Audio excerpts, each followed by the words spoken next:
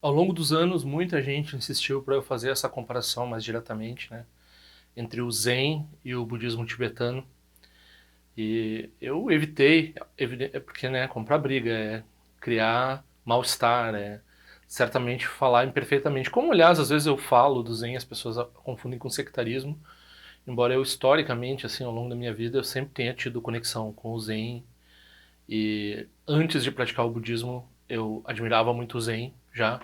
Eu vou falar um pouco também da minha história com o Zen e porque eu pratico o budismo tibetano.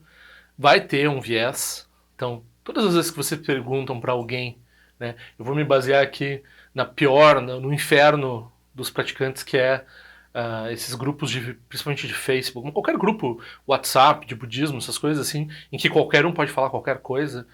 Eles estão cheios de problemas, cheios de visões absurdas, assim, né? E muito raramente tem alguma coisa que presta nesses lugares. Eu recomendo fortemente, saiam daí.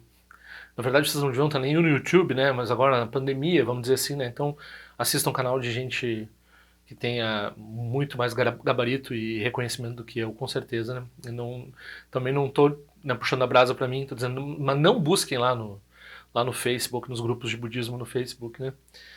Então, eu vou falar um pouco dessa comparação dessas tradições que ficaram 1000 anos sem se conversar, e daí chegaram lá na Califórnia, chegaram na Europa, chegaram aqui no Brasil e sentaram assim no mesmo, né, foram chamados para conversar para alguma universidade, tiveram que olhar um para o outro assim, dizer o que que a gente, nossa, né? Ou os ocidentais começaram a ler os livros, o supermercado gerou um supermercado espiritual, né? Que produto que eu quero? Vamos analisar as especificações, e etc. Nenhuma dessas atitudes é muito correta.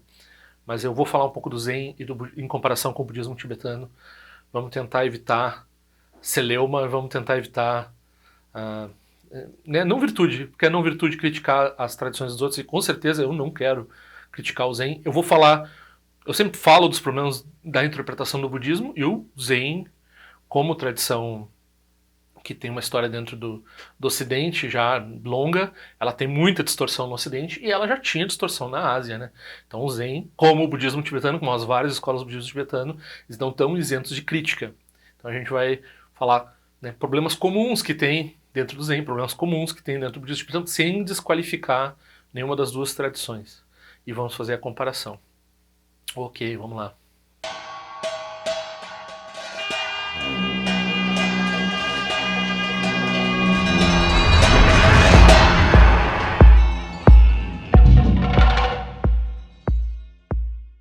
Quem quiser pedir os cartões, estou enviando, vou enviar essa semana. Desculpa o pessoal que já estou um pouco atrasado, são poucos nomes, mas eu já estou atrasado talvez uns 15 dias com alguns. E eu vou enviar essa semana, daí quem quiser mandar um endereço, por favor, mande o mais rápido possível para esse e-mail aqui, que é o e-mail pelo qual eu também aceito o Pix, né? Então o Pix vai estar agora, o, o código QR vai estar aqui, não, aqui, vai estar aqui o código QR Code, e né, vocês podem fazer esse depósito também pelo e-mail, né, como chave, ou por esse código QR que vai estar aqui, ou vocês podem olhar lá na página, ali na descrição, que tem outras formas de contribuir com o meu trabalho, se vocês quiserem contribuir com o meu trabalho, né? Vocês podem pedir o cartão sem contribuir de forma nenhuma. É interessante fazer uma contribuição para o correio, eu não cobro os cartões, e se a pessoa pedir sem fazer nenhum tipo de contribuição, eu mando também, pelo menos tenho conseguido mandar. Gostaria também de pedir para vocês divulgarem, se vocês acham interessante o meu canal, curtirem, se inscreverem, é muito importante se inscrever, faz muita diferença para mim, eu agradeço bastante. Então muita gente me pergunta de onde vem essa conexão com o budismo, e daí tem muitas histórias que dá para contar em torno de por que eu me vinculei ao budismo, mas em termos de ler e de saber histórias e etc., é óbvio, é evidente que a princípio a gente se conecta. Eu achava mais interessante essa iconoclastia que eu via no Zen, né? Então o Zen era uma coisa meio rebelde até contra o próprio budismo, eu achava isso tão lindo, achava que quando eles queimavam os livros e quando eles diziam que eles iam matar o Buda, porque se você encontrar um Buda, você mata o Buda. Claro que isso é uma metáfora para, se você achar uma coisa externa que é um Buda, né, você não, o Buda é sempre inseparativo, né? O Buda é sempre não tá lá, né? Então é um jeito de falar poeticamente isso, mas aí as pessoas, sei lá, de vez em quando querem matar um Buda mesmo. Enfim, e eu gostava muito dessas histórias e eu gostava muito porque né, nos anos 90 a gente era envolvido com esoterismo, essas coisas, e daí no fim eu gostava muito dos beatniks. Os beatniks tinham, né, conhecimento e interesse bastante no Zen budismo, e também tinha um negócio que chamava Principia Discordia, que era uma espécie de uma religião disfarçada de piada ou uma piada disfarçada de religião, que era um mimeógrafo que circulava nas universidades americanas nos anos 60, na época da cultura da droga, da contracultura e assim por diante, e que tinha várias ideias de mitologia e de zen ali. Eu gostava muito do Principia Discordia também, do Robert Anton Wilson, desse pessoal que era conectado com essa tradição de mimeógrafo, de circular mimeógrafo na universidade, né? Imagina, quando não tinha e-mail, quando até o Xerox era caro. Vocês falam Xerox, mas era mimeógrafo a primeira edição do Principia Discordia, né? Isso tem livro aí disponível, e tem histórias do Zen ali dentro também. E claro, pelo Alan Watts, né? Então, o Alan Watts era uma figura ligada aos beats, ligada a essa cultura, a contracultura, né? Os livros dele eram famosos nessa época, e eu era interessado nisso. Eu achava, quando eu consegui algumas fitas cassete do Alan Watts e quando eu consegui os livros dele, eu achava extremamente legal, muito interessante. Quando ele falava do Zen, eu achava muito profundo, eu achava uma das coisas mais legais que tinha. E nessa época, claro, eu não tinha assim, essa ideia de me vincular a uma religião, né, como a maioria das pessoas pós-modernas. Essa ideia de ir num lugar e participar de um negócio, para mim não era uma coisa interessante. Isso só se tornou interessante quando eu comecei a conhecer alguns praticantes, né?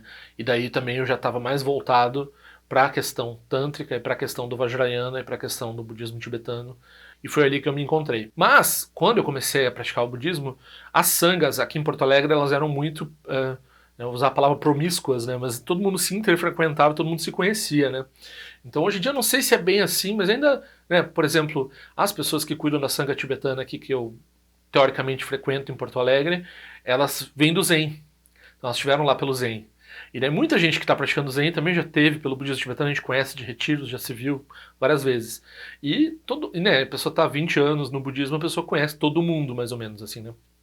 Então, eu cheguei a traduzir professores do Zen coreano, cheguei a traduzir professores do Soto Zen. Eu não cheguei a traduzir, mas eu participei de eventos do Soto Zen, sou amigo de professores do Soto Zen e assim por diante.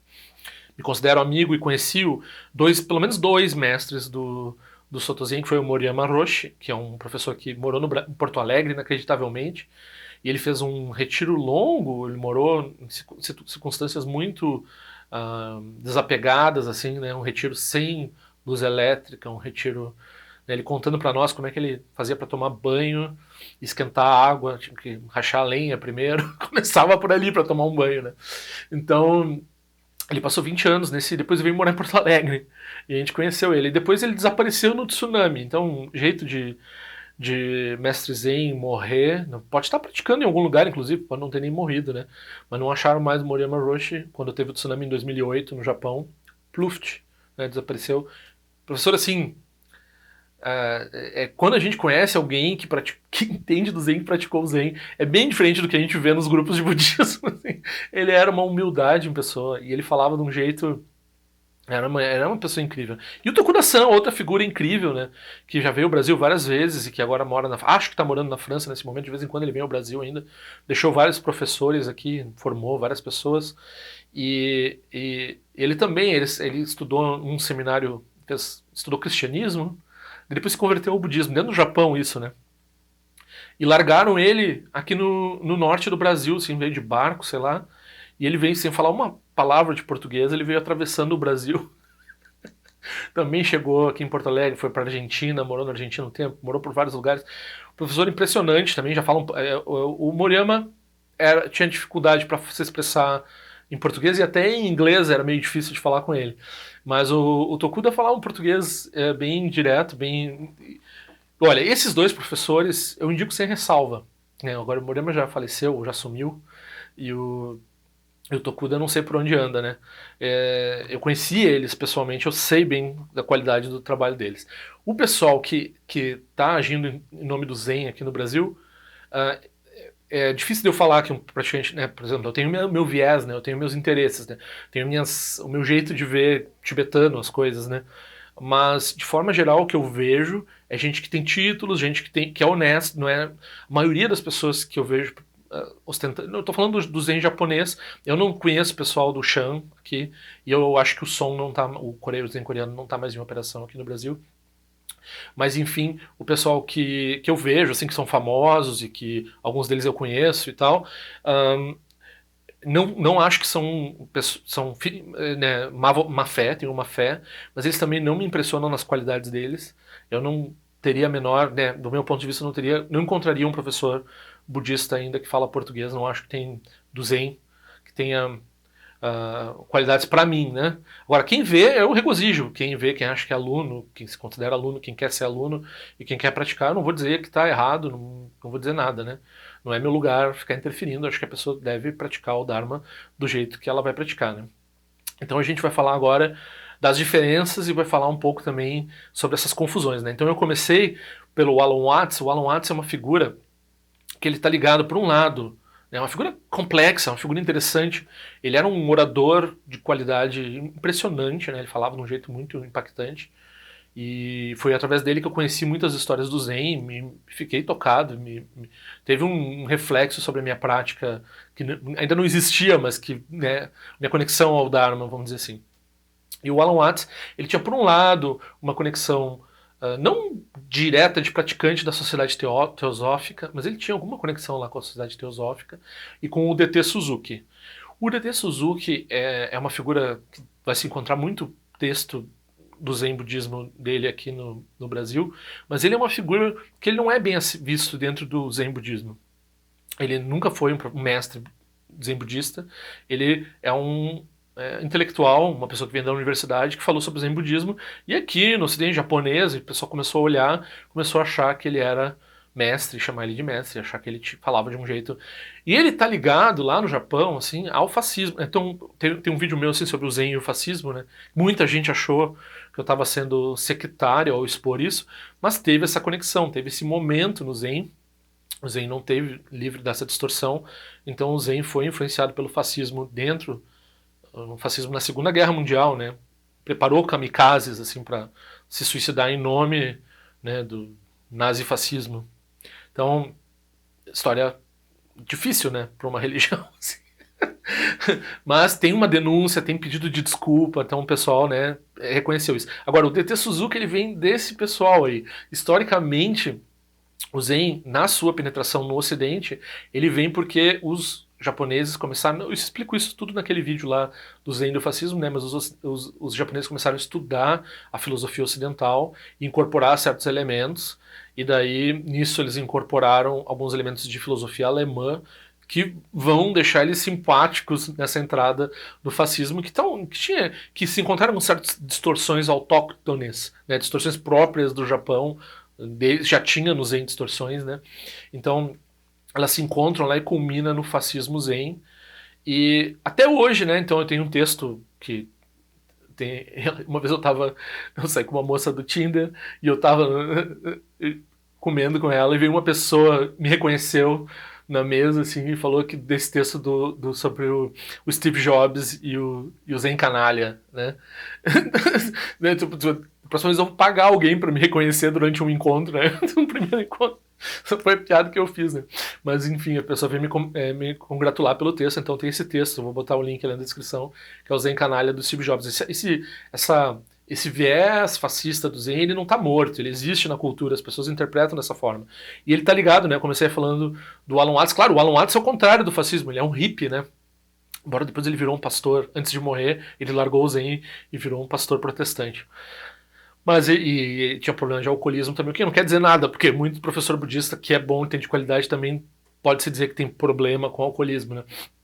Mas, em todo caso, no caso do Alan Watts, o budismo dele vinha desse DT Suzuki, vinha desse pessoal, vinha dessa linha de fascismo, ou pensamento alemão, ou quando começam a falar assim do Zen como separado do budismo, do Zen como as qualidades do japonês, começa a falar qualidades do japonês, a gente já começa a desconfiar assim que quando a gente fala qualidades de um povo, né, mitologicamente dispostas, porque o povo aquele povo, ele tem um jeito de ser que é especial, né? Então aí a gente começa a dizer assim que tem algum problema aí, né? Não que a gente não reconheça que a cultura japonesa não seja incrível em tantas coisas e problemática em tantas outras, né? Então a gente reconhece que tem isso, e tem uma conexão do Zen com a cultura japonesa, embora o Zen seja um produto de importação, né? Então a gente também vai falar um pouco aqui do Shan, vai falar do Son, né? Brevemente. Mas eu estou falando primeiro aqui do budismo que todo mundo tem mais contato, que é o budismo, principalmente o Soto Zen, né, que é o que a gente tem essa ideia das pessoas que se vestem de preto e meditam, ficam lá olhando para a parede muito tempo. E de vez em quando tem alguma coisa de serem muito rígidos e duros na conversa. Também tem o oposto, tem pessoas muito, né, tanto o Moriyama Roshi quanto o Tokuda Sensei, o mestre Tokuda, o monge Tokuda, sei lá como queríamos chamar ele, eles dois tinham qualidades muito leves também, né? No Moriyama a gente brincava que ele parecia que estava caminhando embaixo da terra, assim, né? Porque ele era uma figura muito impressionante. Tinha uma sobrancelha 3 vezes maior que a minha, que já não é pequena, assim, né? Quando a gente vai examinar o problema do Zen, assim, a gente vai ver que o Zen tem um problema, porque o problema no budismo a gente é desconfiado do intelecto, né? Mas daí, quando a gente entra nessa questão do irracionalismo e do fato de que as pessoas no Zen não estudam porque não é uma coisa recomendada, embora algumas pessoas estudem e haja algum estudo no Zen, não é recomendado, faz parte da prática você ser um erudito, né? Embora haja alguns eruditos no Zen, é mais comum as pessoas dizerem que não acharem interessante. E daí não acharem interessante qualquer tipo de debate intelectual, porque tudo é conceito e tudo é um problema. Quando a gente leva para esse lado aí, isso por um lado é verdade, no sentido último, no sentido definitivo, as coisas não podem ser faladas, não podem ser ditas, elas estão além dos conceitos, mas quando a gente força isso, pode haver fascismo, pode haver arbitrariedade, pode haver totalitarismo, pode haver abuso, pode haver um monte de coisa, né? Nada que não ocorra também no budismo tibetano. Veja bem, nós não estamos aqui criticando o Zen e deixando o budismo tibetano livre. As duas coisas acontecem nos dois lugares. Mas esse comentário que eu vi aqui, ele começa falando assim, é complicado fazer comentários abertamente comparando duas tradições. Verdade, né? O que a gente está falando aqui. Mas elas são bem diferentes, o rapaz diz, né? Embora no começo possam parecer semelhantes, vou falar um pouco superficialmente sobre o que eu entendo, até porque eu não pratico nenhum budismo tibetano. Mas também tem que ver o quanto de Zen essa pessoa pratica. Porque muitas vezes a pessoa conhecer um professor, ou fazer um sesshin, ou 10 sessins, não vai. Então muitas vezes a pessoa não vai perceber a multiplicidade de formas e jeitos de praticar o Zen também, né?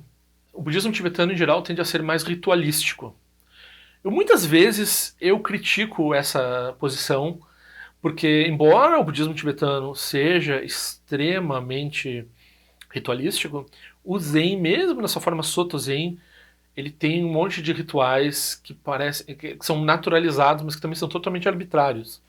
Tem um jeito de entrar na sala, tem um jeito de caminhar, tem um jeito de não sei o que, né? Então, tudo tem um jeito específico de fazer. No budismo tibetano, a gente não vê tanto as pessoas tão preocupadas com os maneirismos de fazer a prática. Né? Isso é ensinado num determinado momento, como é que você segura o sino, como é que você não sei o que, qual é a sua postura, etc, etc. Mas, em geral, esse não é o foco. Todo mundo sabe que o ritual você aprende, né? Você sabe, mas não é o que vai fazer diferença na sua prática. O que vai fazer diferença é como você aplica a sua mente, né? O ritual é um suporte para o que você vai fazer. No Zen parece o oposto às vezes. Então no Zen às vezes parece que como eles não têm muito o que dizer sobre a prática, eles ficam falando muito sobre como segurar o manto e como fazer não sei o que, como botar, e como dobrar, e como costurar, e como fazer e assim por diante. Então a gente não vai fugir disso porque isso é treinamento da mente em qualquer lugar. Mas às vezes eu acho que é um absurdo as pessoas dizerem isso só porque, como elas não compreendem, como é muito difícil de entender o ritualismo do budismo tibetano e ele é muito mais colorido, assim, muito mais parece outra coisa, não é o que a gente está acostumado a pensar em termos de budismo, porque o Zen foi muito mais popularizado. Daí as pessoas pensam que tem mais, né? Mas não é bem assim, porque se for ver o que é arbitrário, até mesmo sentar na postura de fazer zazen é uma questão arbitrária, muito mais arbitrária se você pensar que tem que ter uma parede na frente e que tem um jeito de caminhar dentro da sala para chegar ali e afofar a almofada, né? Então o afofar a almofada parece uma coisa meio ritual para mim. Então, daí o rapaz aqui também diz que entender as coisas mais literalmente no budismo vajrayana. Na verdade, tem uma quebra de samaya, uma quebra de voto, que é tomar literalmente o que é dito no Vajrayana. Mas eu entendo o que ele quer dizer, né? E também diz que possui uma longa tradição de debates, né? Como se o Zen não tivesse guerra do Dharma, debate. Né? Mas é que tem no budismo tibetano é que tem estudo, e o estudo envolve debate. E no budismo Zen, o debate ocorre entre professor e aluno, e tem a ver também com Dharma. Também ele é mais, como ele diz aqui, ele é mais metafórico, mas é que ele ocorre em níveis mais sutis. Então as pessoas às vezes não sabem, se olha de fora, não sabe o que eles estão falando. Porque eles estão falando. Porque o arroz, não sei, mas o arroz foi da conversa 5 anos atrás que eles tiveram, que falaram alguma coisa do arroz. Então tu não entende, é esotérico para quem não está vendo, né? E no budismo tibetano a gente usa muito mais metáfora, mas essas metáforas são muito mais estabelecidas, elas também, bom, tem um cânone de metáfora, né? Então as duas formas são bem metafóricas, na verdade. Então, possui uma longa tradição de debates. Também se fala muito de deidades no budismo vajrayana. Bom, é verdade, se fala bastante de deidade, mas não se devia falar, porque a prática de deidades é uma prática secreta, né? Então, na verdade, se um professor não fala muito, não se fala muito abertamente de deidades, só quando tu está fazendo a prática de deidades, daí tu fala de deidades, né? Então, isso aqui é muito importante, a prática é voltada para a geração de méritos. Então, uma coisa que eu vou deixar bem claro aqui, se vocês virem um professor do Zen que está dizendo que na prática budista, na prática do Zen, não se gera mérito, ótimo, você entende perfeitamente o que ele está falando e nunca contribua nada para essa sanga. Não dá uma doação para ele. Não ajuda de forma alguma, não varre nem o chão por onde ele anda, não bota almofada para ele e não faz nem reverência. Não precisa fazer nada para essa pessoa. Essa pessoa não é um campo de mérito, ela está dizendo claramente. Aliás, você vai lá e, né, sei lá, acho que se não gera mérito, também não gera karma. Então dá um soco. Dá um soco, ou mata, sei lá, faz qualquer coisa. Então não, eles vai dizer, não, mas tem que se comportar bem, né? Então, se comportar bem, eles gostam de se comportar bem, mas aí é uma regra arbitrária, não é porque vai gerar mau karma. Então daí você não bate nem faz nada. Mas também não ajuda, né? Não ajuda essa pessoa, por favor. Não vai fazer nada para essa pessoa. Muito menos botar dinheiro na conta bancária, dar dinheiro, ajudar a varrer, ajudar a publicar, a postar vídeo na internet. Nada disso você ajuda. Que a pessoa é contra a geração de mérito, né? Então, da onde que vem essa ideia de que no Zen, que no budismo tibetano tem geração de mérito e no Zen não tem geração de mérito? Tem algumas ideias aí que estão mal entendidas, né? As duas formas de budismo, elas vêm do Mahayana. As duas formas aceitam uma série de sutras em comum. Então, a maioria dos sutras Mahayana que o Zen aceita estão dentro do budismo tibetano. O budismo tibetano aceita 100% do que está naquele sutra. Não tem diferença nenhuma, assim, em termos do ensinamento como ele é concedido, né? E no budismo tibetano a gente também entende que gerar mérito não é a prática, né? Gerar mérito é uma prática auxiliar, é uma prática que você faz quando você não consegue fazer a prática final, que aí é além da geração de méritos, da geração de karmas de qualquer tipo.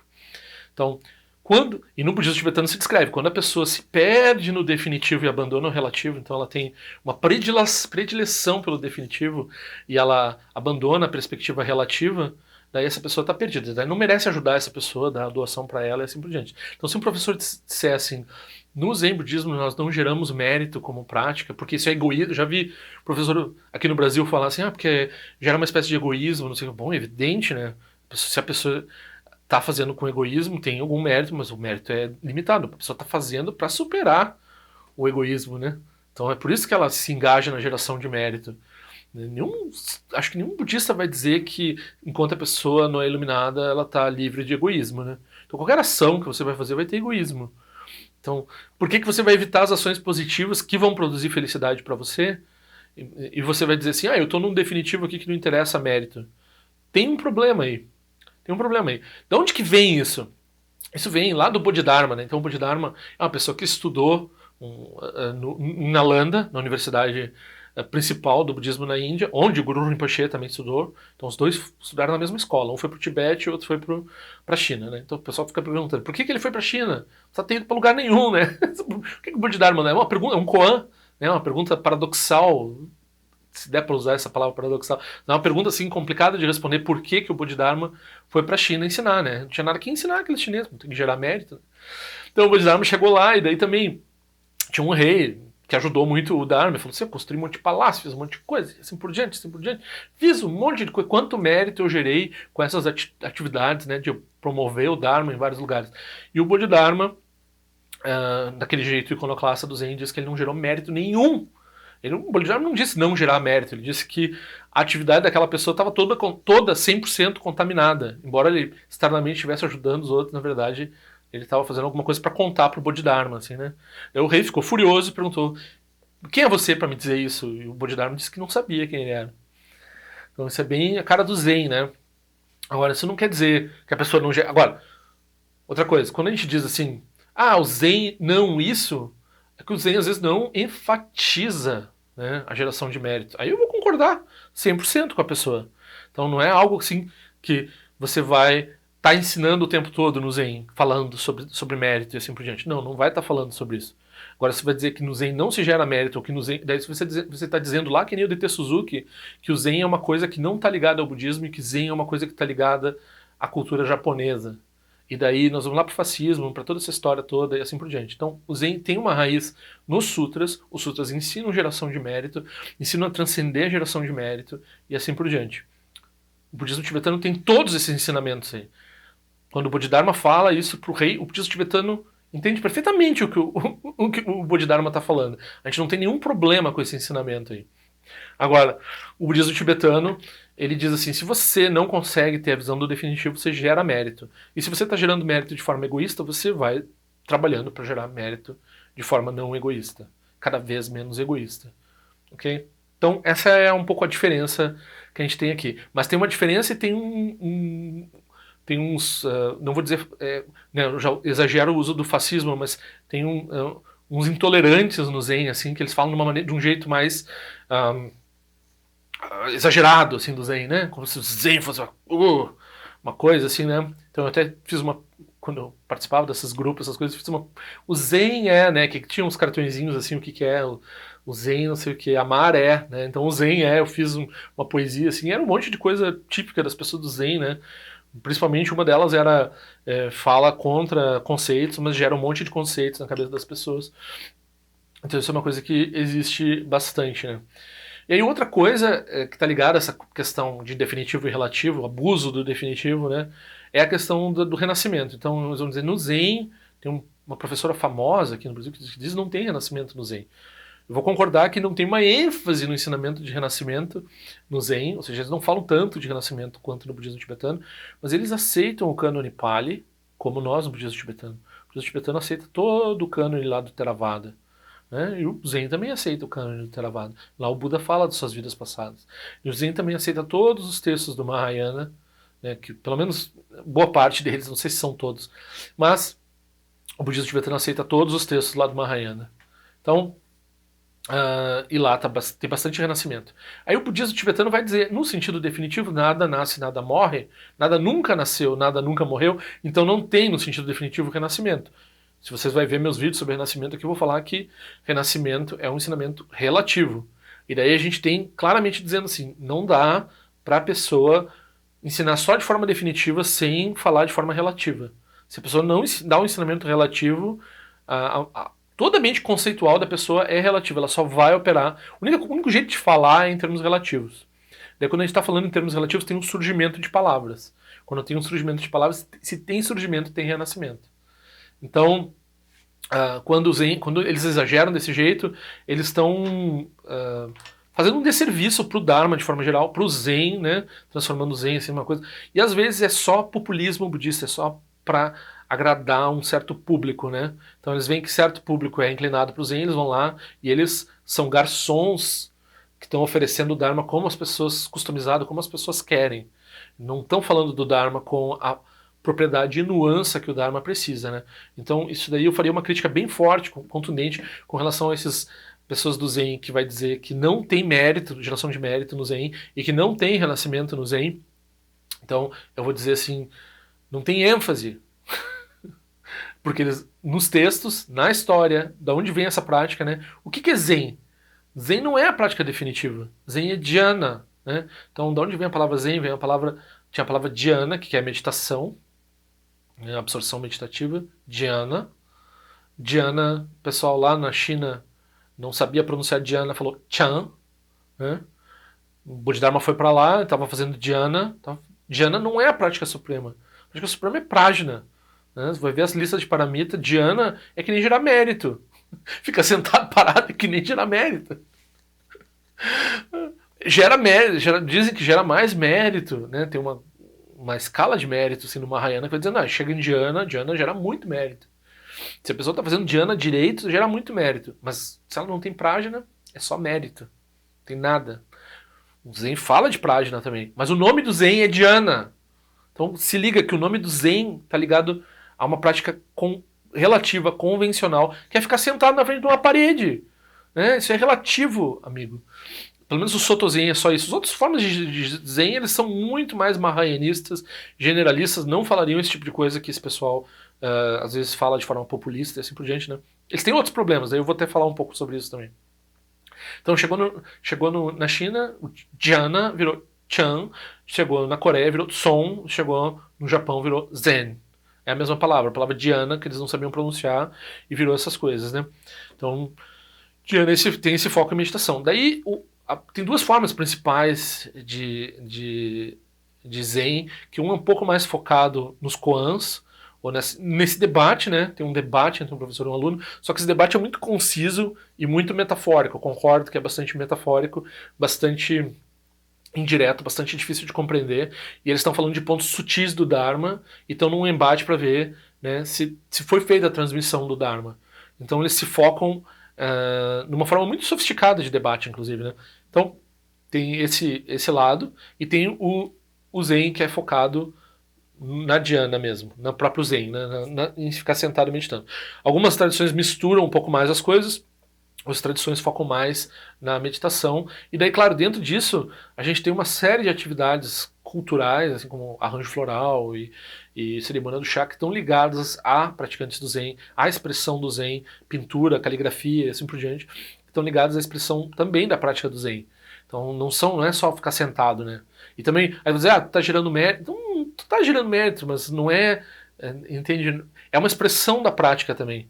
Então, quando tu fala de um ponto definitivo, o que é gerar mérito? Gerar mérito é a expressão da natureza de Buda no mundo, através da fala do Dharma, através da expressão artística, através da produção de prédios que tem no Zen também, produção de... Né, tem tudo isso, tem... E daí, de vez em quando, vem um e diz, não, mas não é bem isso. E daí vai lá, queima, taca fogo. E daí, essa própria queimar e tacar fogo também faz parte do ensinamento. E assim vai, né? Então tá, ok, admiração pelo Zen, todo mundo, nós concordamos que a gente tem aqui. Aí o Chan, quanto ao Chan, eu não conheço aqui né, tem um grupo famoso mais de um talvez, grupo famoso de Chan aqui no Brasil, eu não conheço bem, eu tive lá visitando quando o Dalai Lama veio, mas o que eu sei é que teve na China, né, o que aconteceu com o Chan, é que no século XVIII, no século XIX, o Chan feneceu praticamente, assim, tipo, foi destruído, dizimado, não tinha mais. E daí teve um movimento moderno, no início do século XX e até hoje, que reviveu o Chan. Então esse budismo, que eles chamam de budismo humanista, eu já fiz até uma crítica, mas a crítica não é diretamente a esse pessoal. Embora eu acho que o uso da palavra humanismo por eles é mal recomendado, assim, tipo, eles não entendem meio que é a palavra humanismo no contexto que a gente usa hoje em dia. Não sei o que aconteceu na tradução para o chinês lá da palavra humanismo, e essa noção de que é um budismo um pouco mais secular. Bom, isso tudo permeia um pouco o Zen, né? Então todas as formas de Zen eles vão tentar, mas no fundo isso aconteceu, se a gente vai ver, porque por influência ocidental, no mau sentido colonizadora, no mau sentido das pessoas se sentiram oprimidas e não tinham o que fazer nessas culturas lá no Japão e na China, e assim por diante, a não ser se entregar para a academia ocidental, se entregar para a modernidade e assim por diante. Né? Então eles não tiveram muita escapatória, enquanto que o budismo tibetano ficou relativamente... Também teve seus problemas, né? Foi cooptado pela teosofia e por várias outras coisas, mas ele ficou relativamente protegido por ser tão ermo e por estar tão distante. Então, isso também. Então, as distorções que ocorreram dentro do budismo tibetano via esoterismo, via teosofia e assim por diante, elas são fáceis de desacreditar porque esse pessoal não é sério. Agora, as distorções que aconteceram no Zen, no Chan e assim por diante, elas foram para a academia. Então, ela tem filósofo ocidental falando sobre isso. Então vai pegar o Heidegger, vai pegar não sei mais quem lá, e tá lá eles falando de Zen e de não sei o quê. Então, as distorções têm um pouco mais de credibilidade, são mais difíceis de destruir. Então a gente vai ver pessoas dentro do Zen sustentando essas visões que não são budistas, que não estão, que foram colocadas lá dentro do budismo por um processo colonialista, né? Isso aconteceu com Theravada também. Theravada também não está livre disso. Theravada também tem movimentos modernos e assim por diante. A gente só tem que se cuidar com relação a isso. Tem que ficar olhando assim, quando um professor fala de tal jeito, ele está falando isso para agradar o público, está falando isso com base num Zen que tem uma história, ou num Zen que foi distorcido por ocidentais, e assim por diante, né? Então, todo esse cuidado a gente tem que ter. Finalmente, a gente vai dizer, né, vai falar da diferença que muita gente gosta de dizer que o Zen é instantâneo e o budismo tibetano é gradual. Nem o Zen, a palavra instantâneo não serve para o Zen, ou pelo menos dá para explicar um pouco o que eles querem dizer com instantâneo, mas ao mesmo tempo, também no budismo tibetano a gente não é apenas gradual. Então essa coisa aí é muito mais complexa do que as pessoas pensam, né? Então quando a gente fala instantâneo, tem um pouco a coisa do... Hoje em dia as pessoas que não viram o orelhão não sabem o que é cair a ficha, né? Então quando a pessoa se dá conta de uma coisa, se tem uma epifania, a pessoa tem uma epifania, tá... a coisa é de um jeito que não, se revelou para mim de um jeito, né? Então eles usam essa expressão satori. Satori é uma realização espiritual efêmera, ela dura muito pouco tempo e ela às vezes influencia a pessoa assim por algumas horas, mas ela ocorre num relâmpago, assim, ela tem um momento que a pessoa se dá conta de uma coisa, uma verdade espiritual, ela tem uma experiência direta de uma realidade espiritual. E daí ela tem uma epifania, o nome disso na tradição ocidental é epifania, né? Então tem uma epifania e aí isso é usado ou não na prática, né? Então até se diz que se a pessoa tiver uma fixação em Satori, isso é um ensinamento zen, assim, vai ter problema. O Satori não é o final da prática. O Satori acontece várias vezes, a pessoa faz prática, tem vários Satoris, mas o Satori, se a pessoa viciar nessa coisa de cair a ficha, de ter revelações, bom, isso é meio coisa de maconheiro. Maconheiro também, quando fuma maconha se dá conta. Tem vários Satoris artificiais, se dá conta das coisas e tal. Às vezes são umas coisas muito estúpidas, assim, né? Então, que, óbvio que a pessoa está confundida por causa de uma droga, ela se dá conta de umas coisas muito óbvias. E acha que aquilo é fantástico. Se ela parar para pensar no que ela pensou, não era nada especial. Então, no Satori pode acontecer esse tipo de fenômeno parecido também. Se a pessoa se fixar nas experiências de Satori, ela não vai adiante na prática dela, né? Muito menos se ela achar que o Satori, tá tendo Satoris, daí quer dizer que está necessariamente avançando na prática. Na tradição tibetana a gente chama de Nyan. A pessoa tem experiências temporárias e acredita que aquilo adianta, né? Depois tem umas experiências um pouco mais perigosas, um pouco mais sinalizadoras, que elas duram mais tempo. Na tradição Zen eles falam de Kensho. Então a pessoa tem um Satori grande, assim, uma coisa que deixa a pessoa num estado mental diferente por um tempo. Isso também é perigoso, também tem seu lugar na espiritualidade, mas também é perigoso. Enfim, o Satori é algo instantâneo. Então a gente está falando do que é instantâneo, a gente está falando dessa coisa que vem num flash. Isso não é terrivelmente importante, certo? Quando eles estão falando instantâneo, na verdade o que eles querem dizer não é instantâneo. Instantâneo é o Satori lá, que não tem tanta importância. O que eles estão querendo dizer é não causal. Então eles estão querendo dizer que quando a pessoa senta, ela senta como o Buda, ela não senta procurando atingir a iluminação, ok? Então isso que eles estão querendo, não, a palavra instantâneo não serve para isso. Eu acho que até a tradução errada lá no sânscrito, lá no chinês, até hoje se preserva isso quando se fala instantaneísmo, está errado. É não causal, é não gradual, ok? Bom, a base do Vajrayana é essa também. Quando a pessoa ela não precisa ter praticado muito, ela recebe a iniciação, ela se reconhece como a deidade. Aí, a pessoa não tá funcionando, assim, então a pessoa se acostuma com aquilo. Ela se acostuma com o estado. E é o que a pessoa também, a pessoa diz, sentei como Buda, pronto, já sou o Buda, não preciso mais sentar. Aí diz, não, é melhor você se acostumar com esse estado. Então, nesse sentido, tanto o Vajrayana quanto o Zen são iguais, eles são não causais, eles têm como sua base o resultado. Tanto o Vajrayana como o Zen budismo têm essa noção de que gerar mérito não é a coisa mais importante. O Vajrayana ensina bastante a gerar mérito, a gente pode dizer porque está mais preocupado com quem não consegue ir além disso. Então a gente, né, trabalha com todos os tipos de praticante, né? O Zen parece que é meio elitista, vai dizer só quem tá além do mérito pode praticar Zen. Não, eu acho que também tem lugar para a pessoa fazer o SAMU, fazer a prática lá limpando o centro, fazendo oferendas e assim por diante, né? E se for ver o Chan, se for ver outras formas, tem espaço para geração de mérito no Zen também. E a geração do mérito, ela não é necessariamente egoísta, né? Que nem essa pessoa está dizendo ali no...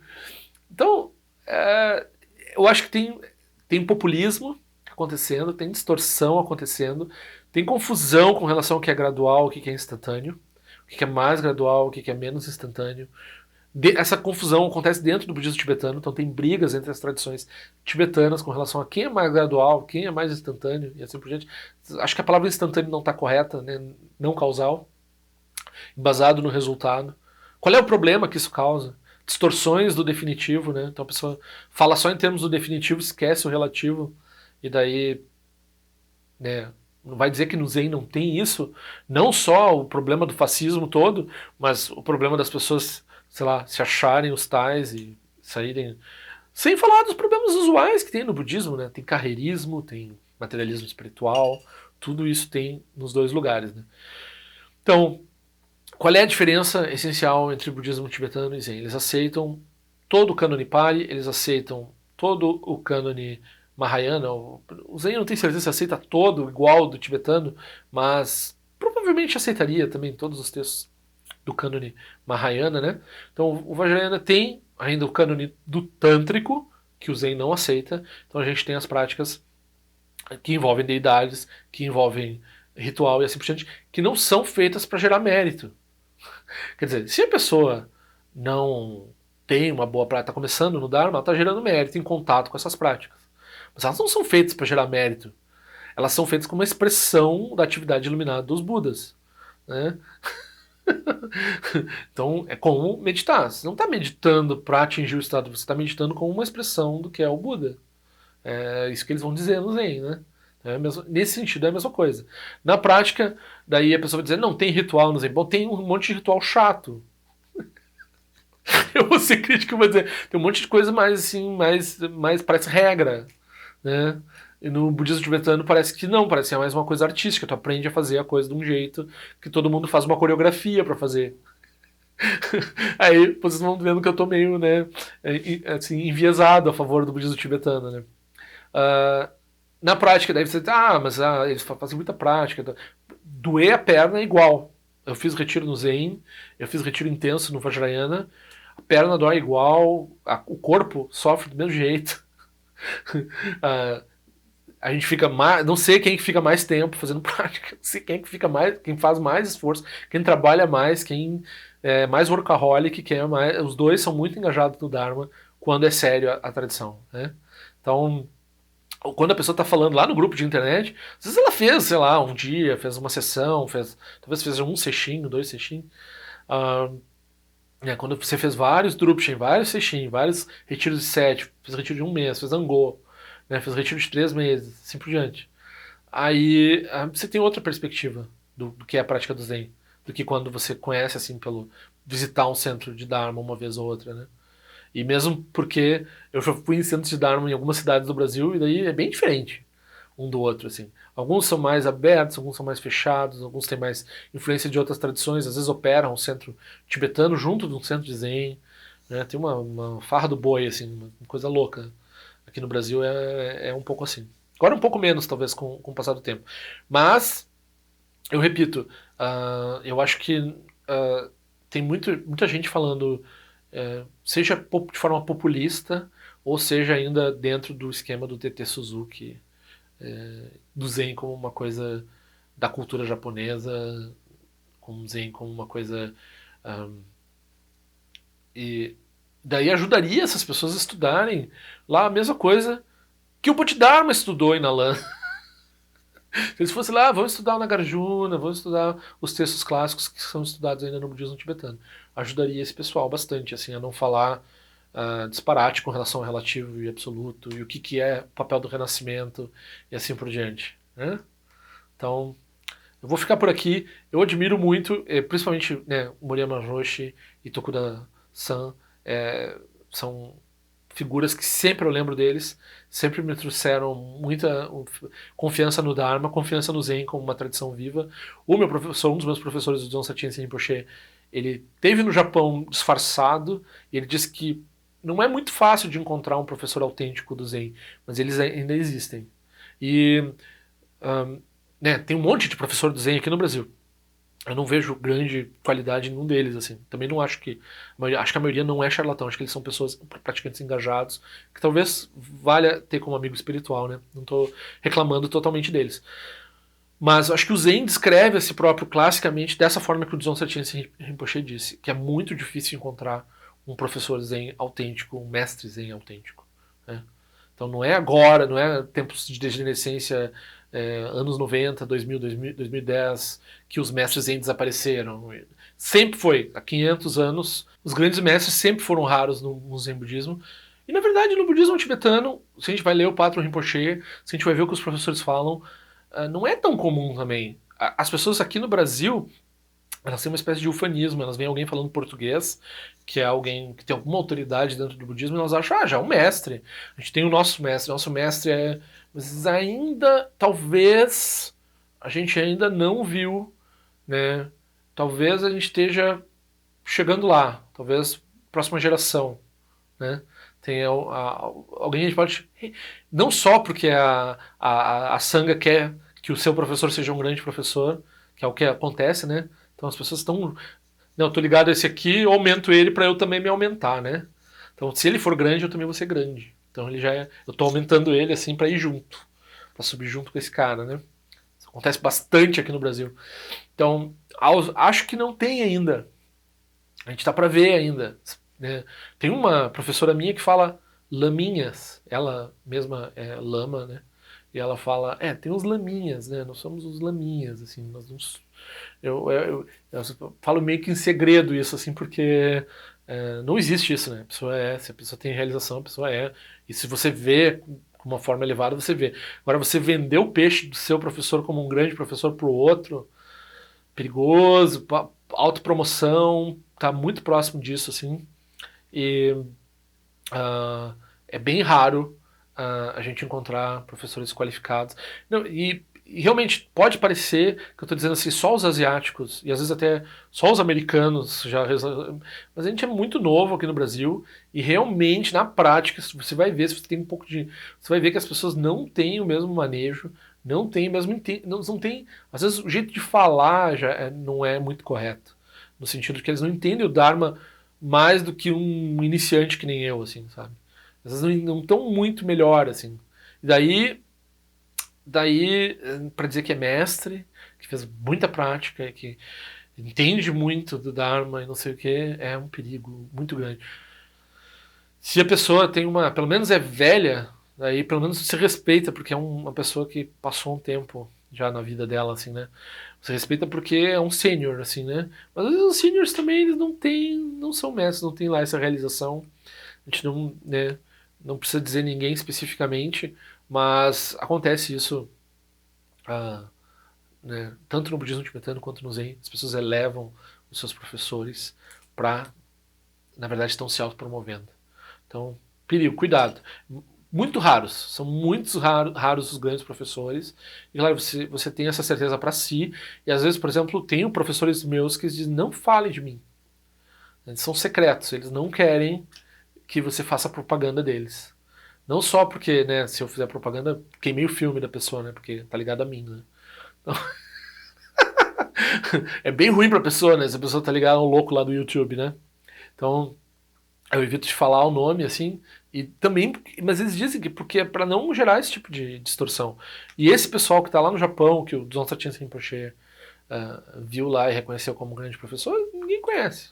Com certeza não é gente famosa, não é gente que tá dando entrevista aí. Esse pessoal tem seu papel, mas esse pessoal não é o pessoal que são necessariamente os grandes mestres, né? Então tem que cuidar bastante disso.